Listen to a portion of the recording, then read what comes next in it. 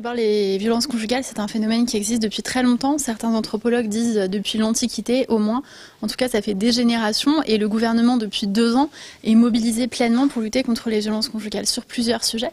D'abord sur la prévention au niveau de l'école, ensuite sur l'hébergement. On a ouvert 5000 places nouvelles d'hébergement dédiées spécifiquement pour les femmes. Et puis dans l'accès à la plainte, parce que trop souvent des femmes nous disent qu'elles n'ont pas un bon accès aux plaintes. Et donc nous avons créé une plateforme de signalement avec Christophe Castaner qui permet aux femmes de parler à 2 unités de policiers et de gendarmes qui sont basées à Guyancourt et à Rennes, 24 heures sur 24, 7 jours sur 7, pour préparer justement cet accès à la plainte. Et puis dans les commissariats, nous avons lancé le recrutement de 73 psychologues qui permettent justement d'accompagner les femmes, en plus du travail des associations, dont les subventions ont été augmentées de 30%.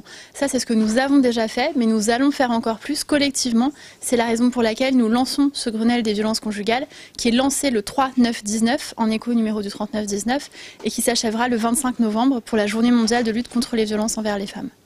Je crois que s'il y avait une baguette magique ou une solution miracle pour arrêter les violences conjugales, les gouvernements qui nous ont précédés les auraient mis en œuvre de toute évidence. Il n'y a aucun pays au monde qui a réussi à arrêter les violences conjugales totalement. Mais quand on regarde ce qui se passe à l'étranger, il y a des pays qui ont réussi à faire des progrès. Et donc c'est ce que nous allons faire parce que le gouvernement fait tout ce qui est en son pouvoir, mais ne peut pas tout seul.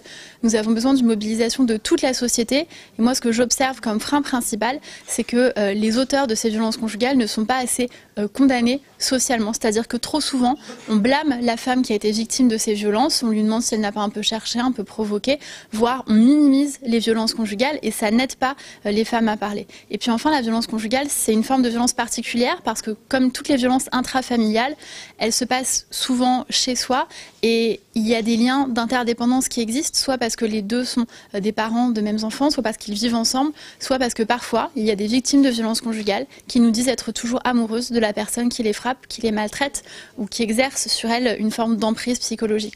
Donc c'est extrêmement difficile. Quand on voit qu'il y a un cambriolage chez les voisins, on appelle la police. Moi, je voudrais que quand on a connaissance d'une violence conjugale, on appelle la police de la même manière.